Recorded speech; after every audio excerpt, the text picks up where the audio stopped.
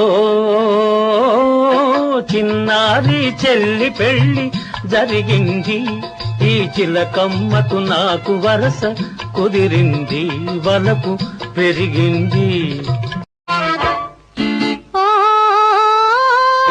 చామంతి ఏమిటే ఈ వింత, ఈ చిన్నవానికి కలిగే నేల గిలిగింత లేని పులకింత.